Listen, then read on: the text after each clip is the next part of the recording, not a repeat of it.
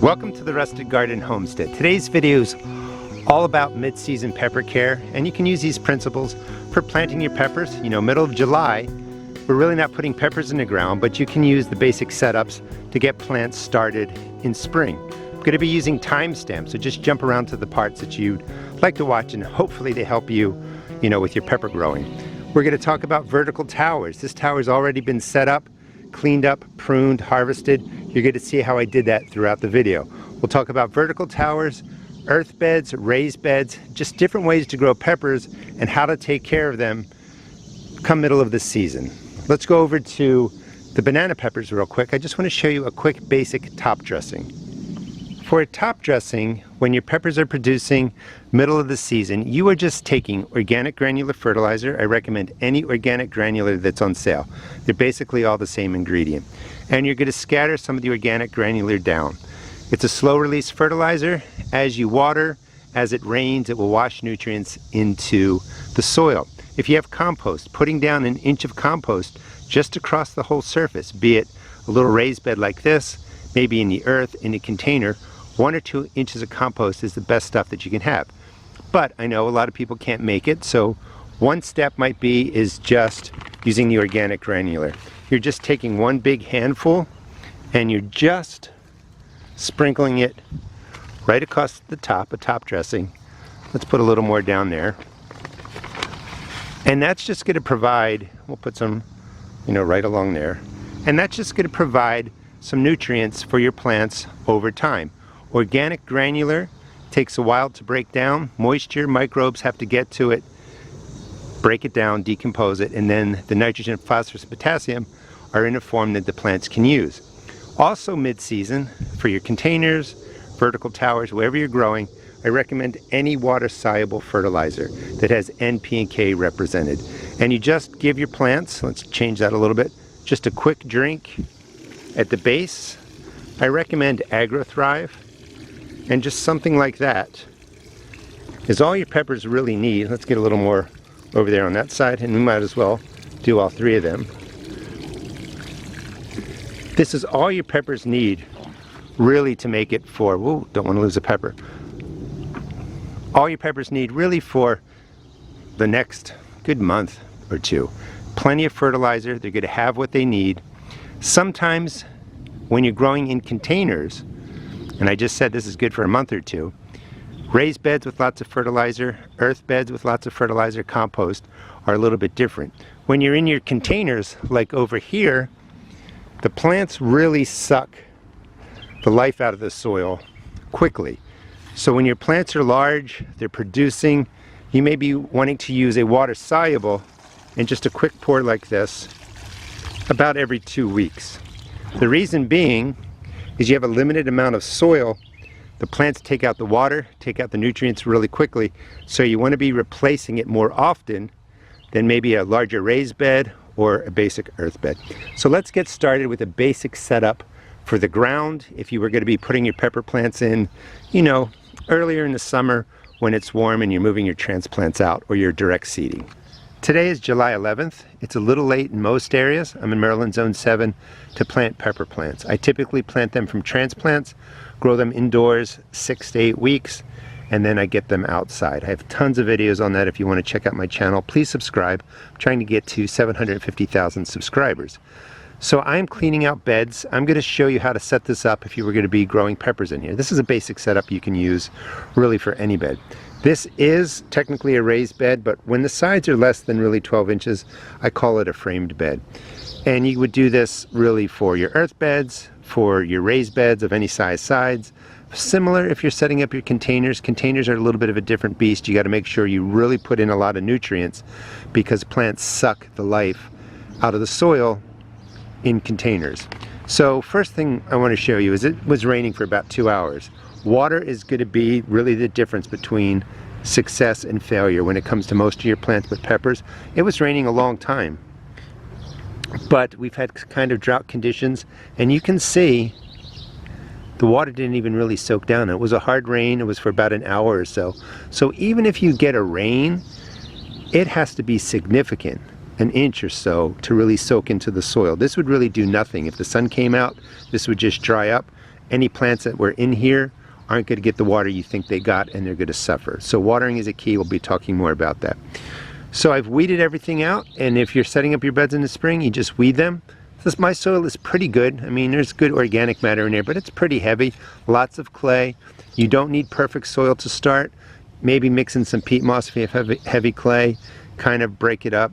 You want organic matter in there to hold water. If you have tons of compost, just add in several inches of compost, mix it through. You can mix your soil up in the beginning. Don't worry about turning it, you're not hurting anything. In the first couple of years, you do more turning. After your soil is set up, you can kind of just let it sit. So this bed has been around for 4 years. Take any organic granular fertilizer that's on sale. I usually recommend it should cost less than really $2 a pound. It's all the same basic ingredients. It's usually chicken manure, blood meal, bone meal, which is pig blood, dried, crushed cattle bone, dried. They throw in some other stuff, but most of your organic granular really is the same ingredients, so don't pay a lot for it. I usually get what's on sale, and I just use that. So nice handful right down the middle. This would be how I set my beds up maybe in the spring, and you can see that I'm covering it well.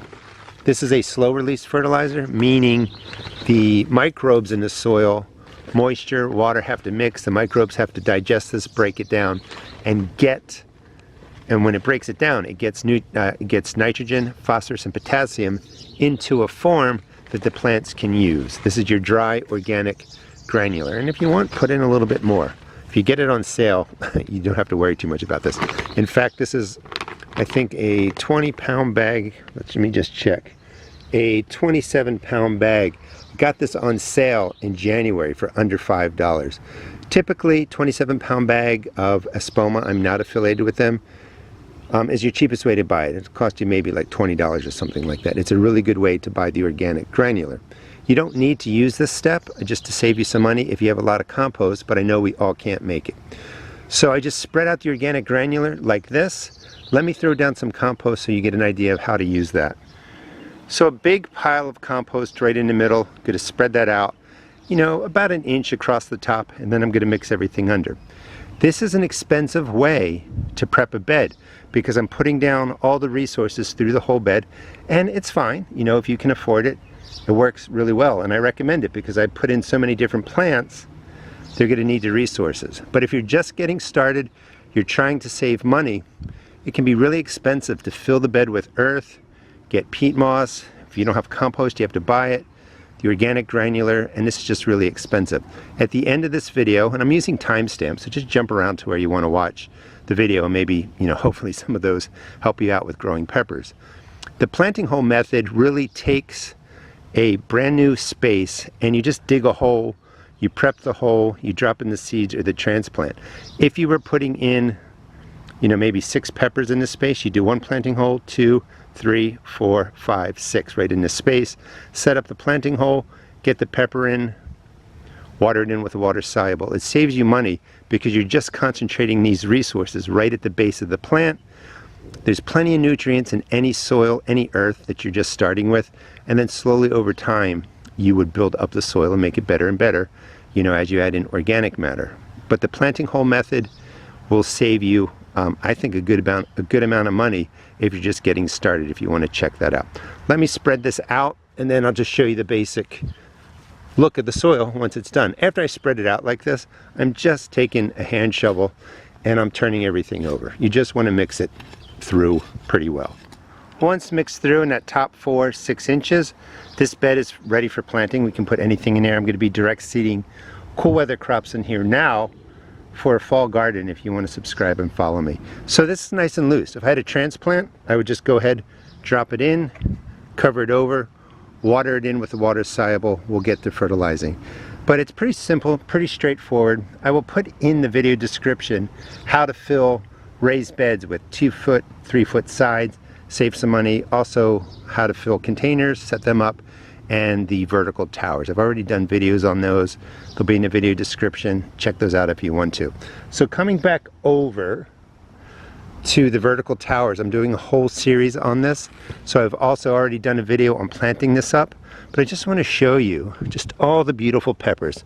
First thing we're going to do now is harvest everything, put some bamboo stakes that are laying right here on the ground into here and support the pepper plants. Pepper plants, even though they've got pretty thick stems, they break really easily. So we're going to reduce the amount of peppers on there, which is another way of saying harvest them. Set them up with some water-soluble fertilizer, prune them a little bit, and these are good to go. Just FYI, in these vertical towers, it's 5 tiers.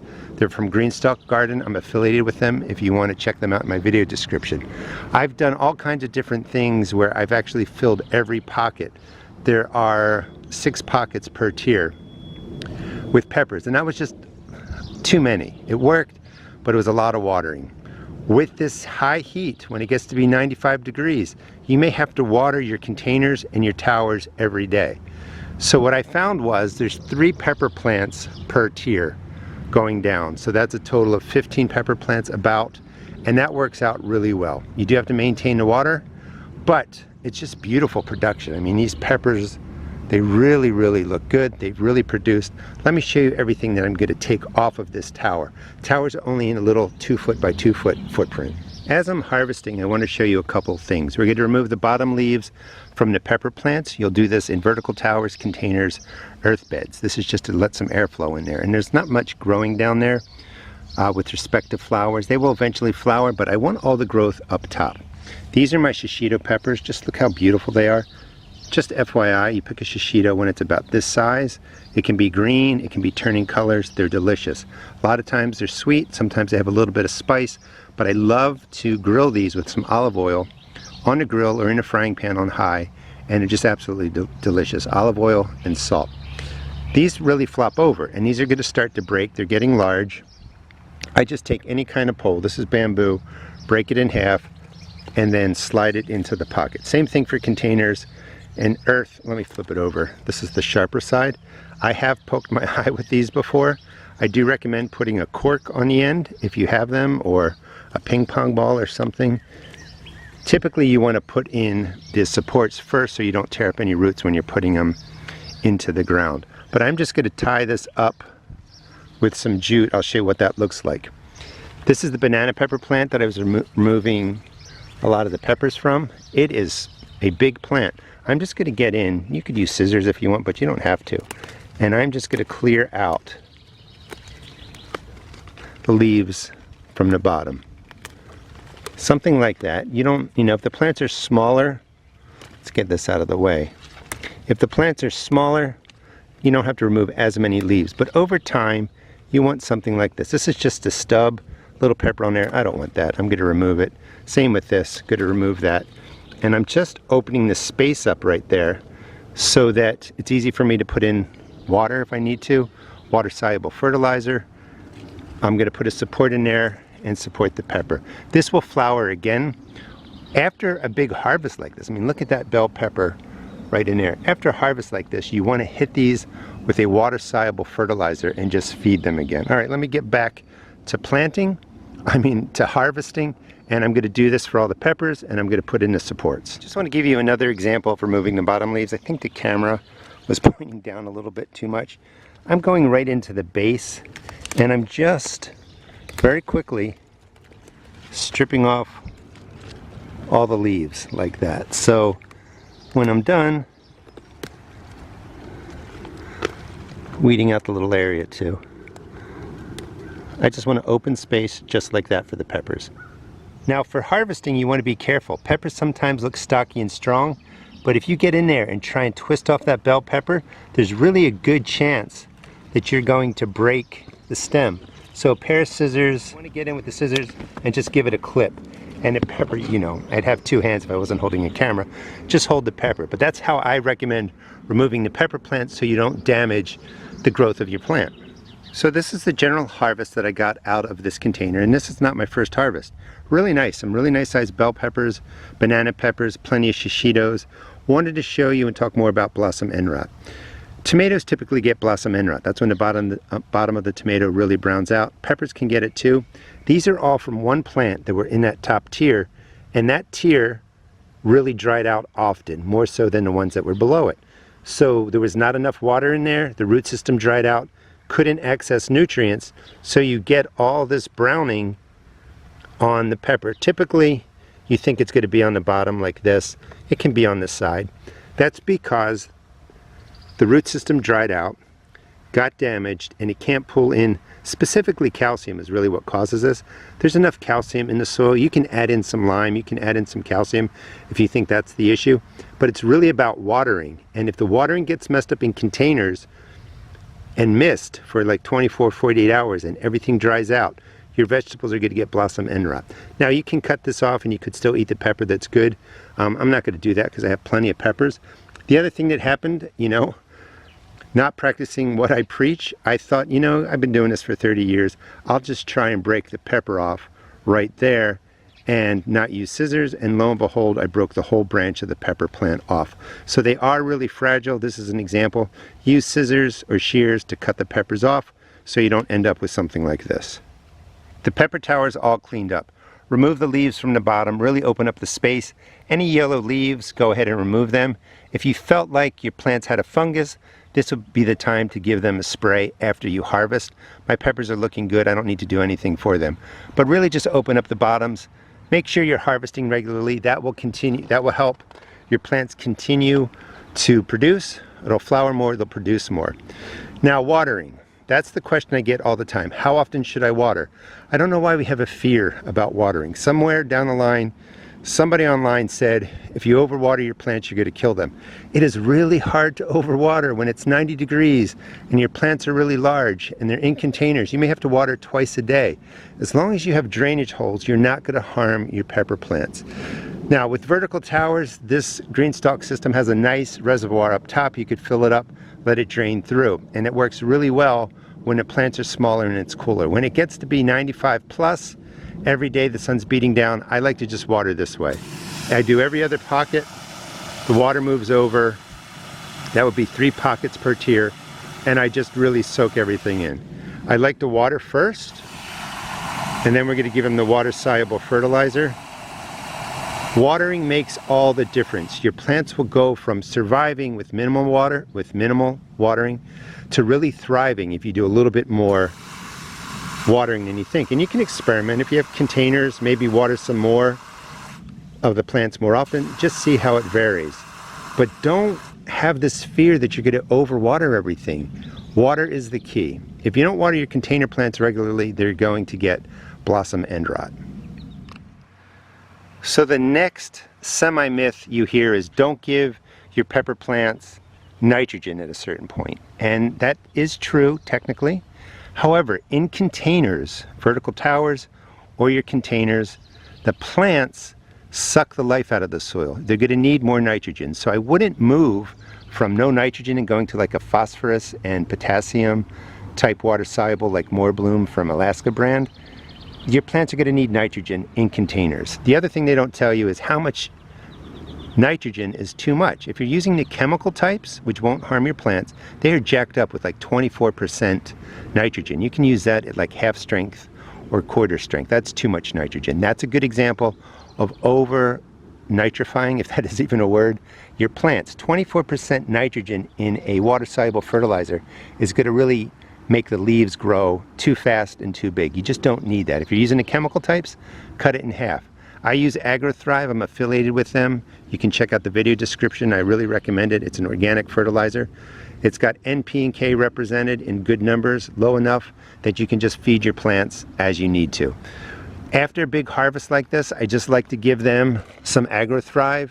Any fertilizer works, and I just give each pocket a good 1, 2, 3, 4, 5 seconds of a pour. I do that after I water. This way I'm not rinsing out a lot of the fertilizer. Water soluble means the plants can use the N, P, and K right away. So we're not putting down any of the organic granular. We're not putting any compost on top of there. We're just using the water soluble. Water soluble fertilizers really are your best friend for your container plants. Very quickly, I want to show you how to set up a container for growing your pepper plants. This is a 20-gallon fabric pot. I sell these at my seed shop. They are perfect for holding 2 or 3 pepper plants. Pepper plants can be planted really closely together. I'll be talking about that throughout the video. You don't need to give them a lot of space. You have to watch. If you put in 1 pepper plant in 20 gallons, it's going to need less water, and that plant's going to produce and do pretty good. If you put in 2 pepper plants, it's going to need more water. If you put in 3, you're really going to have to stay up on the watering. So adjust the amount of plants you put in based on how often you can water and how hot it gets in your area. Here's an example of 2 banana pepper plants in that 20-gallon tank, and or 20-gallon fabric pot, and just look at all the peppers on there. There must be at least 30 peppers on there, and it's still blooming and still going. So I'm going to basically refresh this. There's plenty of peat moss and compost in there already, and 1 huge hand of the organic granular. And I'm going to mix that all the way through to the depth of the container. That's just to put in the organic granular. That's slowly going to break down, as I said, over time. Feed the plant. It'll prep the soil for future plantings, take care of the plant that's in there, but you're also going to need a water-soluble fertilizer. If you want to put in, I don't know, 1 inch or 2 of compost through there, mix it through, go ahead and do that. This is just a great way to prep the container real quickly and then get your pepper plants in. Now, if you want to do a top dressing, take a little bit less, something like that, and we'll come over here to my bell pepper. And that's starting to produce nicely. Had a little bit of a water issue, and you can see blossom end rot popped in. Everything else is okay. I think this plant's going to be okay. But this guy is in a 10-gallon container. You can put 1 or 2 plants in a 10-gallon container, and I just take the organic granular and I mix it through. Scratch it into the surface, and then I would come in, water it in, rinse off any fertilizer that's on the leaves of the plants. I have some flowers planted in there. And that's a nice little top dressing. Every time you water, some of the nutrients are going to drop into the container. The key for container gardening is water-soluble fertilizer. When your plant is about this big, you want to give this a light feed of a water-soluble at least every 2 weeks. Keep the nutrients in the soil. And again, remember, poor watering leads to damage to the peppers on your plants. When it comes to watering, I really like the fabric pots because the water drains out. We put our top dressing down. This is really, in real time, how much water you want to give this plant. You really want it to soak through. And I'm going to keep stressing in all my videos that watering is the key to a successful garden. If water's floating on top, it'll seep through in a second or 2. You really want to keep the moisture in there. Once I water it, I'm going to hit it with a water-soluble. Let me show you that. Now every 2 weeks, water-soluble fertilizer, something like that, and that's plenty of fertilizer to take care of your plant. This is a grouping of banana peppers. The plants are spaced about 12 inches apart, but there are 2 banana peppers in each planting hole, and I've been doing this for years. The plants may not get as tall, but you really almost get double the production. And just FYI, you can pick banana peppers, really any peppers at any size you want. I usually like the banana pepper to get about that size. They don't always get that large. Sometimes they start turning color, just depends on when they start producing. When they start turning color, they're a little bit sweeter. You could pick them then. But the point is, about a spacing 12 inches between planting hole, but there are 2 peppers in each hole. And I also removed about 6 inches of the leaves from the bottom. In some cases there were branches coming out that had peppers on them. I will go ahead and eat those, but I removed them from the bottom. I just want that gap of 4 inches to help with the airflow. I think on camera these are going to look pretty green, and they look pretty healthy. They're a little bit light in color, so I'm going to hit them with a water-soluble fertilizer. Going to pick a lot of these too. Well, let me restate that. If I wasn't harvesting, because I'm harvesting, I'm going to hit them with a water-soluble fertilizer anyway. But if your pepper plants are looking a little bit yellow, maybe not growing as fast as you want, go ahead and hit them with that water-soluble fertilizer. It's okay to give them the extra nitrogen. It's not going to wreck your plants. I've never heard of anybody never getting pepper flowers and peppers off their plants because they used too much nitrogen. Yes, it's true. Switching over to phosphorus and potassium, as I was saying, can help with more blooms, but there's not a lot of really education on that, on how do you figure that out. You may have plenty of phosphorus and potassium in your soil. You don't need any more. So don't feel like you have to baby your pepper plants with specific amounts of fertilizers every week, every 2 weeks. Just give them the basics. Nitrogen, phosphorus, and potassium. Your pepper plant should be should just do fine. I've been doing that for decades. And just look how beautiful two peppers in a hole are doing together. Coming over here, this pepper's a little bit larger. These are poblanos. They get like 4 feet tall. They're just starting to form. I took off a bunch of leaves off of here, stripped them all the way up, again for airflow, a little bit easier for pest management. And I just want to stress again, just because this looks strong, I was a little late in tying these up to the pole. They were branched out really far. When I lifted this one up, if you look right here by my finger, I totally broke the stem. I'm just going to leave that there. As long as it's connected on the other side, the pepper plant in this area should be fine, but they are really fragile. I can't stress that enough. Pepper plants are much more fragile than you think, so just be gentle with them. And just a little bit of chaos, you know, tying them up to the pole. It doesn't have to be pretty, and just get them the support they need. So as these peppers get larger, they're not going to break the vine or the plant. Here's another ground planted area. There are 2, 4, 6, 8, 10 pepper plants in this space. This is about 3.5 feet wide, really from pepper plant to pepper plant, maybe 3 feet wide, 6 feet long. There's only one plant per hole. They're spaced probably every 12, 13 inches apart. You can put single plants as close together as 8 inches apart if you want. This is just a different way to grow them, and they're just beautiful. These are changing color. Those are Anaheim chilies. I'm going to pick all these. They're ready to go. But they look beautiful. Lots of production. These are gypsy peppers, sweet peppers. I mean, just look at all them. What I wanted to show here is I didn't really overcrowd them, even though they can be planted more closely together. But in this space, 3 feet, 3.5 feet by 6 feet, that's 10 pepper plants just producing all these beautiful peppers. Let me show you what I'm going to take out of here. I consider this a really good day's harvest. Sweet peppers, bell peppers are beautiful. Look how big this one is. I mean, that's massive. These are Anaheims. They're hot. Just make sure you know the difference so you're not surprised. Didn't prune the bottoms of the plants yet. You can see it's pretty congested down there. These have to get staked up. I have this frame. It's an old cold frame. I'll be putting a shade cloth over here. When the temperatures are getting into the upper 90s, the sun is pounding down on your tomato plants, in this case pepper plants. It can sometimes shut them down. So I'll be putting a 50% shade cloth right over this. Cools the plant down, but more importantly, it cools the ground down. It's when the ground is really getting up into the hundreds, and it can get up there very easily when the sun is just beating down there. The pepper plants can shut down. They'll drop blossoms, they're not producing, so you want to keep it cooler. Enough sun will get in there. I'm already using mulch to keep the moisture down there, keep things cooler. But when you get into the high parts of your summer, temperatures are pushing into the upper 90s, sun is beating down, shade cloth will keep your pepper plants producing. This is 50% shade cloth, which means it blocks 50% of the sun or lets 50% of the sun through. I'm in Maryland Zone 7 again. I find that peppers do really well with a 50% shade cloth or less, you know, maybe 30%.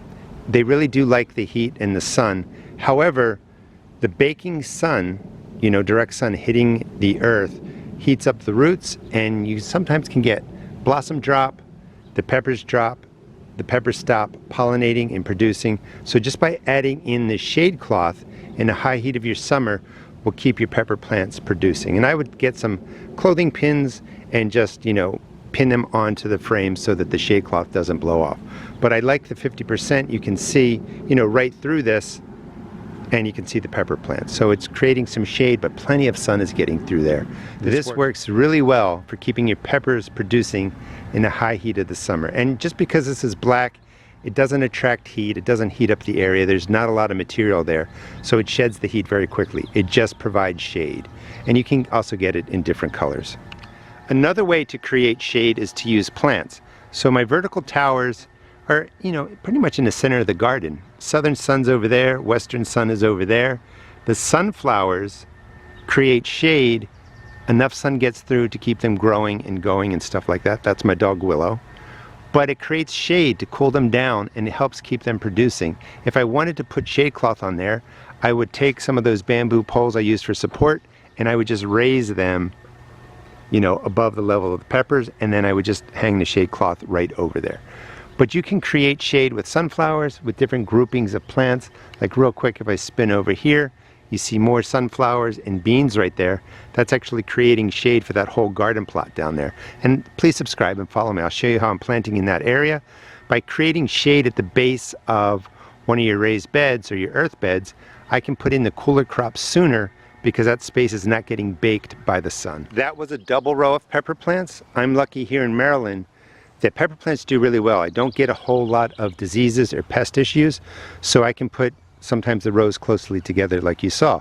Or you can just do a single row. These plants were actually struggling for a while, and you can see that if you've been watching my videos. They're doing really well now. They don't need to be hit with a water-soluble fertilizer. They look good, they're nice and green, starting to get to size. They need to be staked up, but I would go ahead and just do a single row if maybe you have disease and pest pressure on your pepper plants. Just makes for better airflow, easier to manage any problems that come in there. And you can see the peppers here starting to flop over a little bit. I'm a little bit late in getting to them. These are cayennes, and you can see all that new green growth.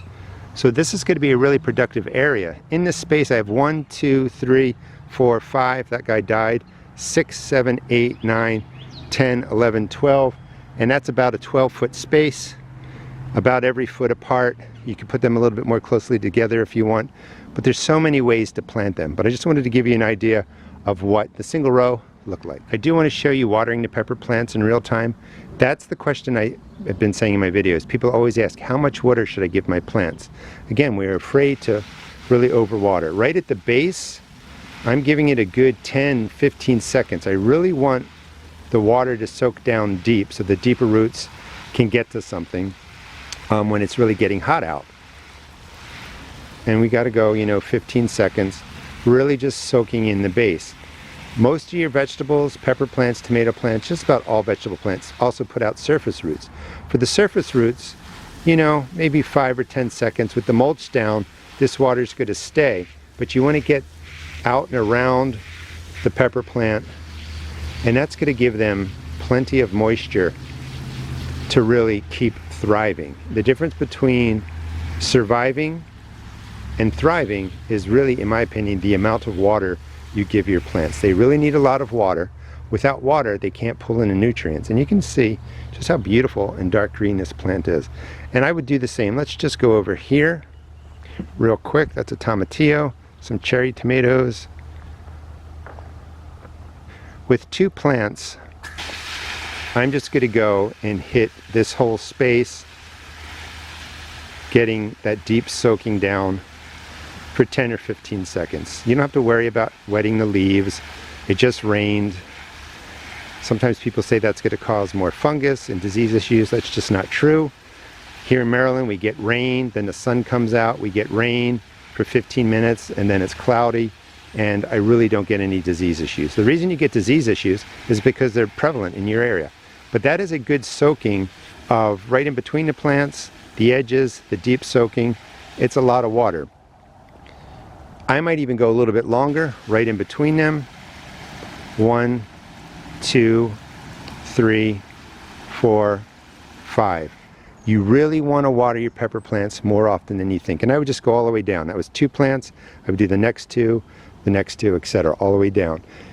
With the heat being 97 degrees for the last 3 weeks, even though we got some rain today, it's not enough. I'm watering these pepper plants at least every other day. And finally, we'll end with this raised bed. It's about, I think, 37 inches, 31 or 37 inches, I don't remember. These meadow raised beds are from Vegega. I am affiliated with them. I highly recommend them. They're a beautiful way to grow. If you have back issues, I love the height of this one. I can stand, I can tend the plants. So this is maybe 3 feet wide, 6 feet long. I have 10 pepper plants in there. I've got groupings of Shishidos right in here. I'm on my 3rd harvest of the Shishidos. I'm not going to take any more because I've just, harvested all the peppers that you've seen so far.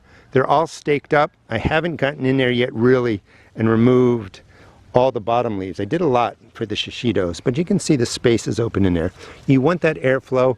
It just makes inspection a lot easier. Coming over here, I've removed some of them. You get the idea. But the spacing, 12, 14 inches apart. The rows are maybe 12 inches apart. And you can see all these surface roots coming out. Look, this one's way over here. So you get those surface roots. So the deep soaking right there And then you definitely want to get in and soak in between the plants too. Watering is your best friend. This is the basic planting hole I use in my garden. You're going to see this in different videos because the basic setup is the same. I'd like to dig the hole about 10 inches deep, 12 inches deep at the most. That's 25 to 30 centimeters deep.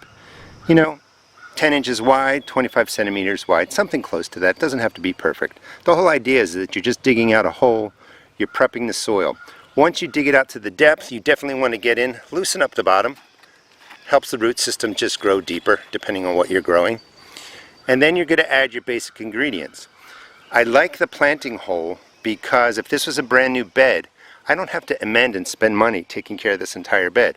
I can just, set it up, put in a planting hole 1, 2, 3, 4 maybe for 4 tomatoes, or like over there I have cucumbers, 1, 2 for cucumbers. It lets me just focus the resources where they're needed for this year. Nature will take care of the rest of the bed. It's a way to save some money. Filling the hole. Now, if you have tons of compost, you can just go with compost. You're going to fill that at least halfway with the compost. This is my compost. This is made from leaves. It's absolutely beautiful. And generally speaking, I would just put most of that in there, mix it through, put in my plant. But we're going to be in different points in our gardens with what resources we have available. You can use peat moss. The whole idea is that you're giving nutrients to this hole, and you're also creating a place where moisture is going to stay. That's really important, like I was saying, for the root systems. Now, you could replace peat moss with coco coir. They both impact the environment, and you just have to decide which one you want to use. If you have endless compost, certainly just use compost. But I would fill the hole about halfway with the peat moss, or halfway with the compost. If you're using both, a quarter of each or something like that. That is a great addition to really set this hole up. Now, you can go ahead and put in any organic granular fertilizer. This bag is a 27-pound bag that I got on sale years ago for let's just say under $5, which is ridiculous. You want to put in 1 or 2 tablespoons of any organic granular fertilizer. That's a slow release, and then you just want to mix everything through. You're not going to plant directly into that. Slowly add in some soil and just blend it together really well. And then you can kind of backfill in the rest of the soil. You have your basic planting hole set up, and then for the tomato plant or whatever you're growing, I would just come over, dig it out, set it to the depth I went. And remember, the tomato plants are doing, a quarter depth of the entire stem or a third of the depth. You drop in your plant, backfill around there, and then you go ahead and you water it in. In this case, one of the tips is using a water-soluble nitrogen, a water-soluble fertilizer, higher in nitrogen to get the plant off to a great start. But you're going to water it in, your plant is good to go. There are so many ways to grow peppers. You can grow them in vertical towers, containers, earth beds, raised beds. They are really prolific. I highly recommend giving them a try. This is the tower that we grew in the beginning. They've been picked, fertilized, watered. This is pretty much the standard way I take care of my pepper plants here in Maryland Zone 7. It works. You don't have to over worry about them, but I'm going to say it one more time. Give them a little bit more water than you think. Thanks so much for watching. Please check out my seed shop at therustedgarden.com, and please subscribe. I'm trying to get to 750,000 subscribers, and I appreciate any help that I can get. Thanks for watching.